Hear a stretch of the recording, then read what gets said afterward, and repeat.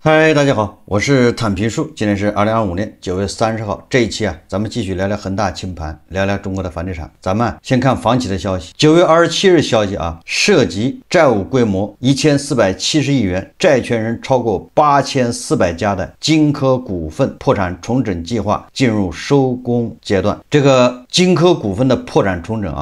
正好在当前这个大背景下，这个房企纷纷爆雷现在都在债务重组，债务重组不成功的就是破产重整，破产重整不成功的就是破产清算。这个破产清算呢，就是恒大这个在香港的中国恒大现在正在走清算程序。那么这个金科股份的破产重整就很有这个示范意义，所以我们很有必要关注它。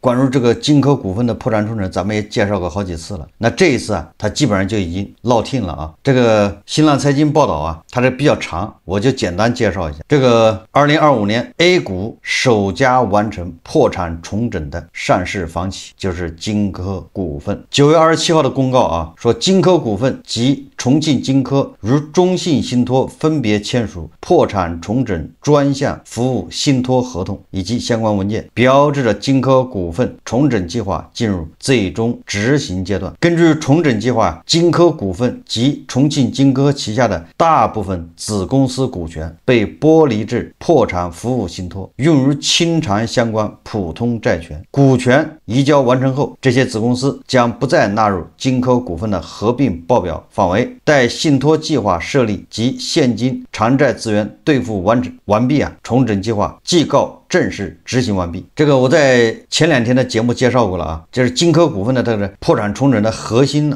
就是关键的举措就是资本公积转赠股本。我记得当时好像他转了这多少几十亿股这个他本来是53亿股他自身的股本然后这个资本公积转赠股本呢，它是按每10股转赠10股，那就他又赠出53亿股出来，那他整个的股份呢就变成106亿股就是实际上他资产就那么多他只是把它股份分得更细了，你就这么理解。那这个多出来就赠出去的53亿股给谁呢？不是给所有原来的股东原来的股东都没有，他这53亿股首先是30亿股给了那个谁拿着钱进来救金科的，对吧？你带多少钱进来，或者你带什么资源进来，你带什么资产进来，给这个叫重整投资人的，给你30亿股，那你不就成了大股东了吗？他本来就变成106亿股，你30亿就控盘了，你就变成大股东。然后剩下的这个23亿股呢，给那个普通债权人抵债，就是变成债转股。然后这个股份呢还有很多其他的资产，就是上市公司，就是金科股份还有这个重庆金科他们名下还乱七八糟那资产也没办法处理，没办法兑付，对吧？那些资产全部都剥离，加上这个普通这个股份呢23亿股都拨到一个信托里面去。那个信托呢以后就根据这些收益来给债权人来兑付，每个月每年给你们还多少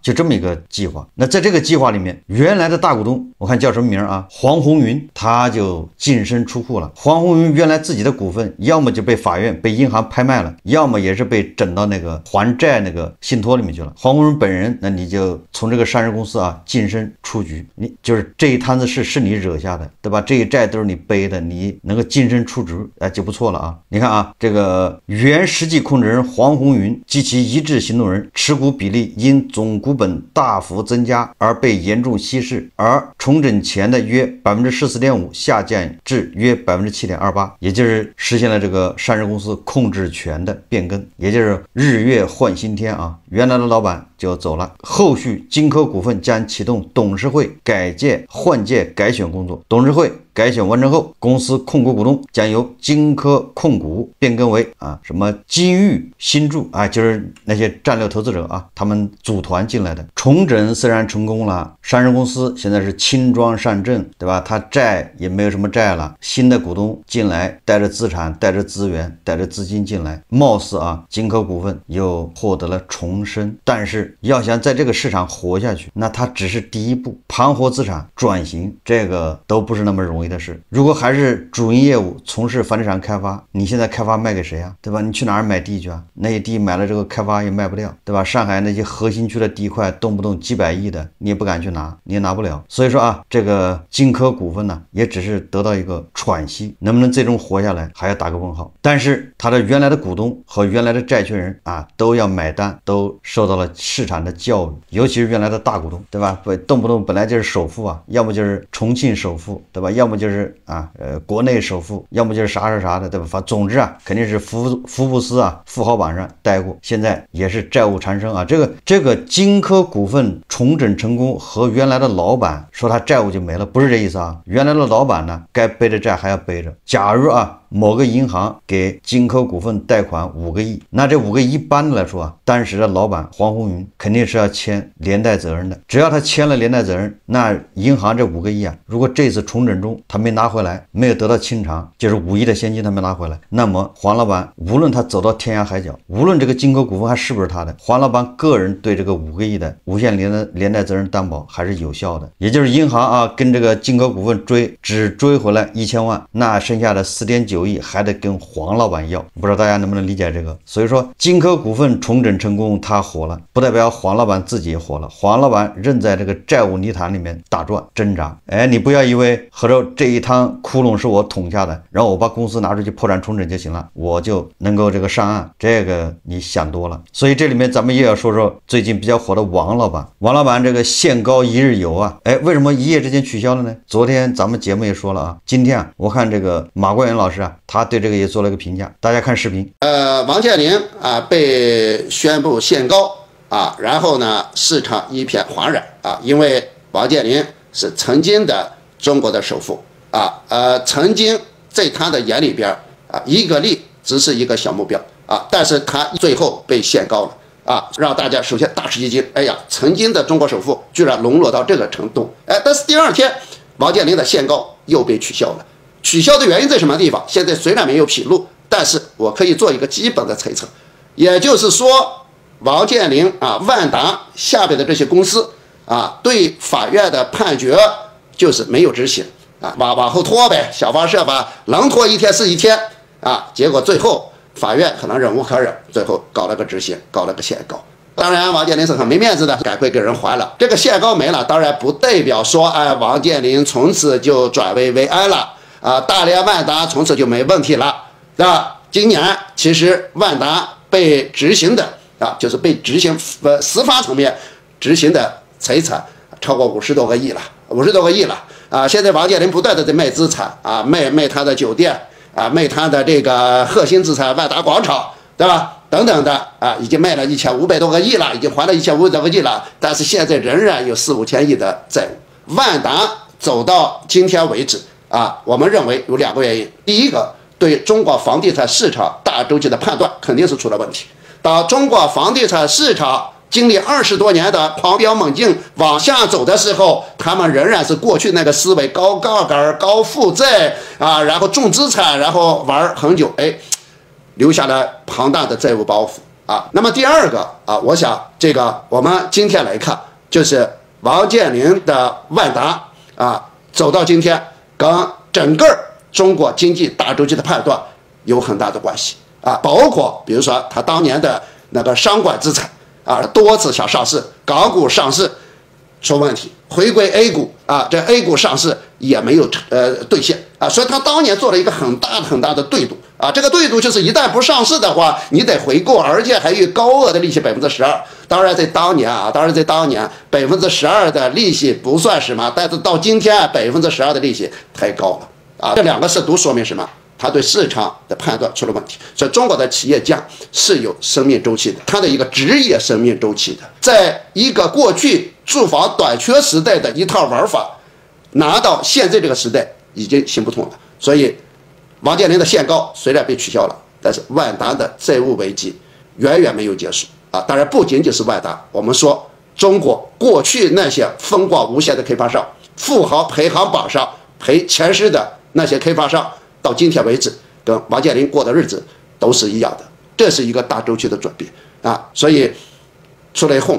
迟早是要还的，对周期缺乏敬畏是要付出惨重的代价的。这个在中国房地产领域可以说体现的淋漓尽致。几乎无人立问。我觉得马冠元老师啊说的我很认可啊，就是关于王健林为什么一夜之间取消。我看这个马冠元老师说话有点像西北人，他很有可能啊跟那个这次对王老板限销的这个法院呢，反正也是西北的，说不定啊这个马老师啊有什么内幕消息啊，这个有第一次就有第二次，对吧？实际上这个西北的这个法院呢，实际上打响了这个叫发令枪，会有其他的债权人按这个办法接着来。那么王老板是不是转危为安，主要看两个，第一个就是王老板自身他有没有负债，就是王健林自己有没有欠别人钱，然后别人把他告了，进入强制执行。这个我想啊，这个王老板直接借人钱的恐怕可能性比较低。那么就有两种可能啊，这个债务的这个链条啊，这个火啊，有可能会烧到王老板身上，导致王老板限销限高。有哪两个呢？一个就是王老板签了无限连带责任担保保证。我在以前节目就说过了，中国的银行金融机构放贷款的时候就特别喜欢那个实际控制人呢签无限连带责任。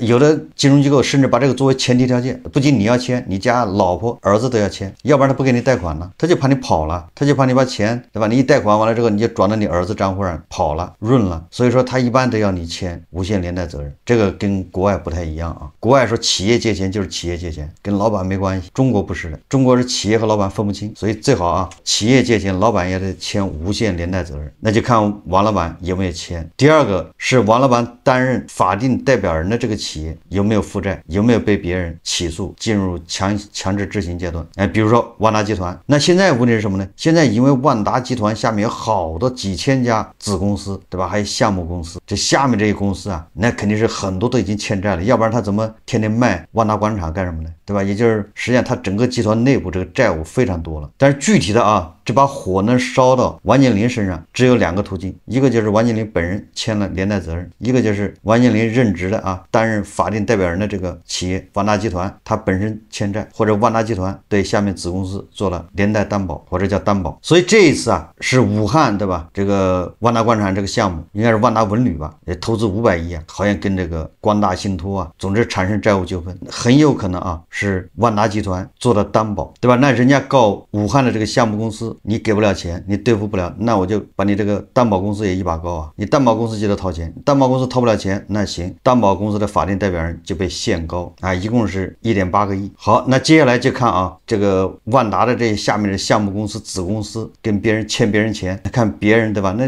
有没有万达集团的担保，有没有王老板本人的担保？只要有一个担保，那都王老板跑不了。如果没有担保，他子公司欠你再多的钱，你不能找万达集团，不能找王老板，跟他没有直接关系。所以说这个王老板啊，限高一日游，这个只是开胃菜，后面会愈演愈烈。这个马冠元老师说啊，对吧？这些首富啊，这些房地产开发商的这个时代过去了，确实是这样啊。我记得潘石屹说过，潘石屹说这些房地产开发商老板那个认知跟幼儿园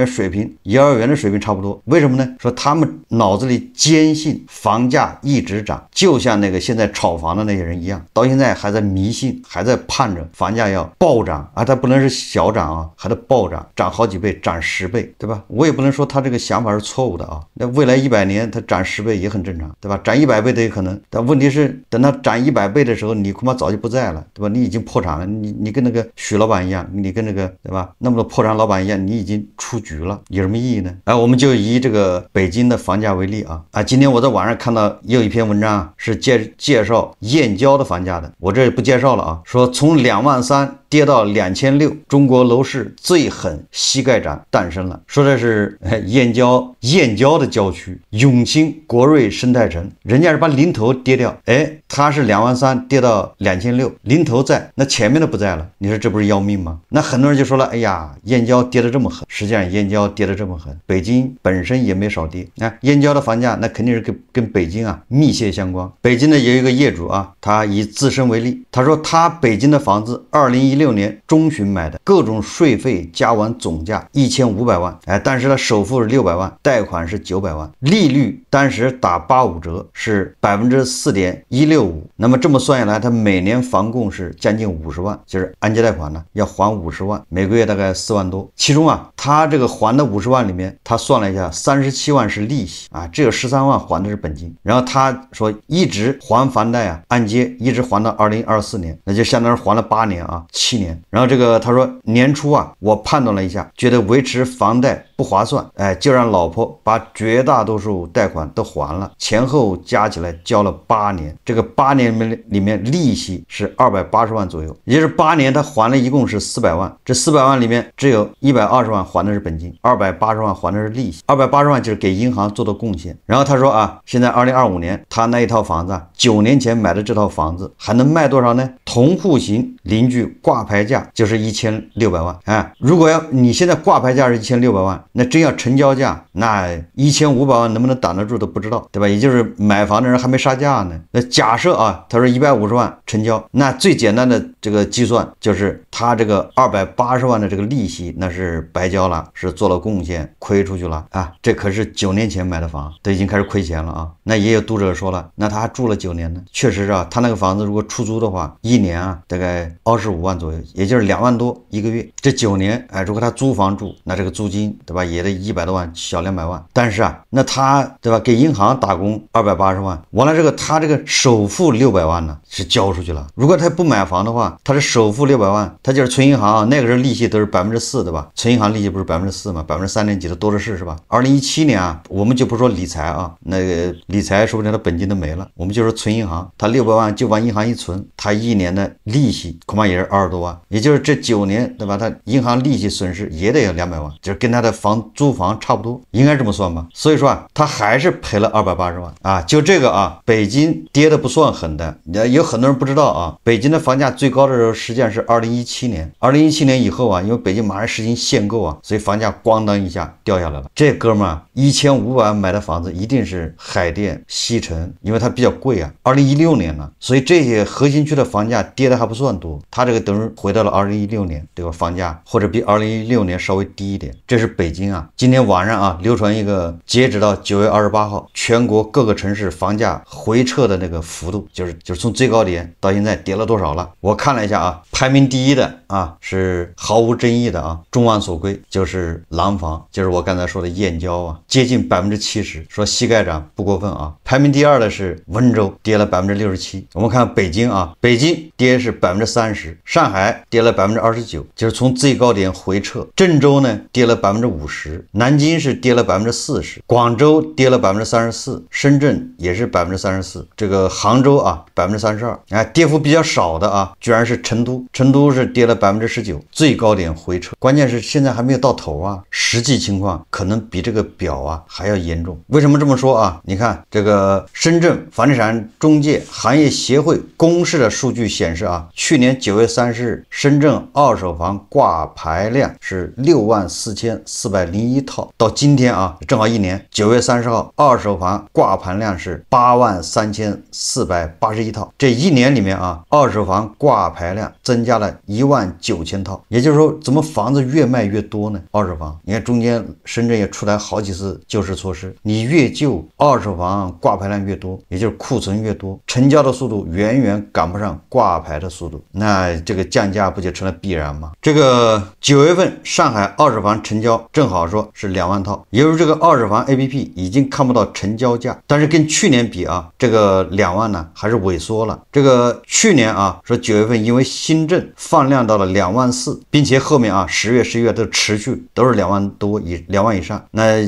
今年9月份已经降到2万，说明什么呢？说明上海的二手房也是卖不动啊，以价换量，也开始出现疲态啊，就是走不动。我们再看看啊，各地政府的这个为了迎接这个金九银十，为了这个双节对吧？国庆节、中秋节，先拉一把这个房地产，各地啊也可是什么招都用上了。首先是武汉说拼了啊，我看武汉是连出几招啊，一个是买房送户口，武汉突发楼市新政，包含提高住房公积金贷款额度，2套公积金最高可以贷150万啊，阶段性调整住房公积金贷款套数认定标准，对吧？加大购买商办类房屋支持力度，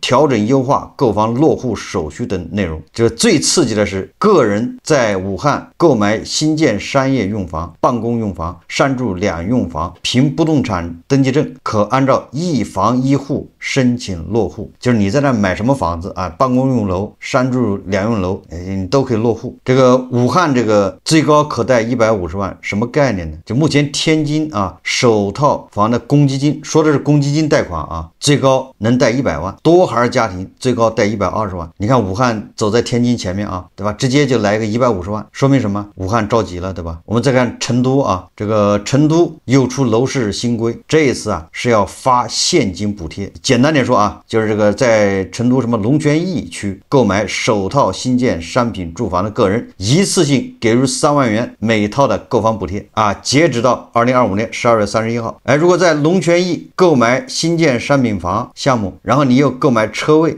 按车位购置发票，金额给予3%补贴。然后如果你在龙泉驿啊买房，无需交付，即可凭晚签备案商品房买卖合同，孩子入学。就你不一定要入住啊，你只要买了房，把它钱一交，那个备案合同拿到手，你就可以凭着备案合同去，就说你住在这儿了，你孩子就可以上学了。这个力度啊不可谓不大呀。虽然啊补贴的钱不太多，但是你要知道这个是第一步啊，它后面补着一上头，那钱不就多了吗？对吧？其他地方都大家互相比啊，这玩意儿也得内卷，各个地方政府它得卷呐，你补3万我补5万，你补5万我补8万，对吧？要不然怎么能割那个有限的韭菜呢？我们看这个新房成交啊，这个有媒体统计啊，9月份啊1到29号就截止到29号，重点15个城市新房销量同比下降14%，这个还是在什么提高什么得房率，对吧？什么第4代住宅，对吧？你买房子100平，实际上到手的是110平，就是在这种条件下，这种刺激下，新房销售同比还是在大幅下滑，这个确实啊有点断崖式啊，有点加速跳水的意思，对吧？任你怎么刺激，任你怎么忽悠，韭菜他就是不买房。你有什么办法？今天啊，这个北京房地产中介协会啊发布倡议书，不得采取 PUA 手段损害房主合法权益。就是这个前一阵子不是说上海那个中介，对吧？请这个不买房的人去演卖房的，然后去 PUA 这些房东，对吧？去杀价，把房东的心态搞崩了，导致价格也崩了。你看今天啊，这个北京房地产中介协会啊倡议不唱衰做空市场，禁止虚假带看及引诱业主低价挂牌等。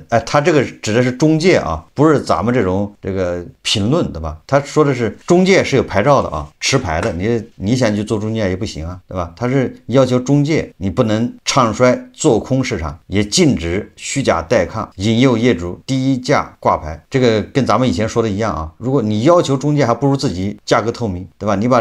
这成交价实时的给他挂出来，那你中介想在里面骗人也骗不了啊。我们最后再看看搜狐财经啊，这个搜狐财经啊，它有个报道，他说对话张波，北上广深楼市回暖明显，买房人不用过分执着于最低价入手。这个张波是58安区克研究院的啊专家，他这个说法啊似乎也是对的，对吧？也就是说，我们作为韭菜，你别琢磨着你买房能买在最低点，这就像买股票你老想抄在最低点也不现实，对吧？你只买1套房嘛，或者2套房。北上广深楼市回暖明显，买房人不用过分执着于最低价入手。那是不是就意味着现在你就可以买房了呢？我觉得这是俩概念，对吧？他说啊，你不要执着于最低价入手，我觉得不等于说你现在就去买房，不执着于最低价入手，这是对的，这个话没错。但是你什么时候买房，这个我在以前节目也说过啊，什么时候买房你得根据你的需要，你现在是非买不可吗？你刚需刚到什么程度了，对吧？这是第一个。第二个，你经济状况，对吧？你个人的抗风险能力，你说我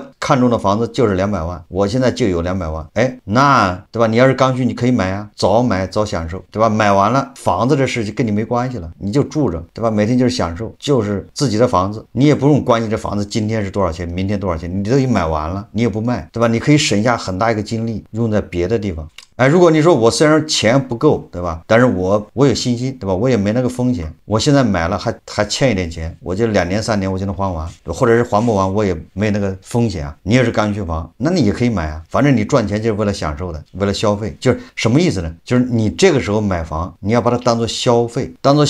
那就承担你就消费得起嘛，对吧？你要消费得起你就消费啊。如果说我也需要房子，但是我钱不够，我只能勉勉强强把那个首付凑齐，后面这个月供，对吧？我我得上班，我得慢慢还。这种啊，我觉得你就可以再等一等，再看一看。专家的说了，不可能买在最低点。哎，他这个话你得怎么去理解呢？对吧？这个就像那个叫右侧交易啊，就现在房价是不是从上往下走？往下走没到底点，这个最低点在哪儿咱也不知道，也不需要去猜啊。那等它到了最低点，然后反弹的时候，那个最低点才确认啊，原来那就是最低点是吧？啊，那是去年是吧？最低我没买，没赶上，这个时候涨起来了，哎，或者稳住了，你再买，虽然没有买在最低点，这就是专家说的啊，没有买在最低点，但是你心态平和一点，我们不可能买在最低点，对吧？这叫右侧交易。哎，这个时候我根据自己的情况去买房了，我觉得应该这么理解啊。专家说的啊，不可能买在最低点，那实际上不是左侧交易，对吧？下跌过程中你去买，那有点像接飞刀，你知道吧？你一定等到低点出来了，然后开始反弹了哦，你也不要为低点出来你没买而后悔。假设现在就是低点，那也等到年底，等到明年确认了，哎，这就是低点啊，明年都反弹了，比今年都贵了5%，房价明显稳住了，那个时候再买不迟，因为毕竟你抗风险能力弱啊，对吧？你稍微往下波动一下，来个15%，你这房子就不能要了，因为你首付都跌没了。所以说啊，专家的话没毛病，是对的，但是看你怎么理解。好，这期节目咱们就聊到这里，感谢大家收看。如果喜欢我的节目，欢迎订阅转发，也可以在下方留言评论，谢谢大家。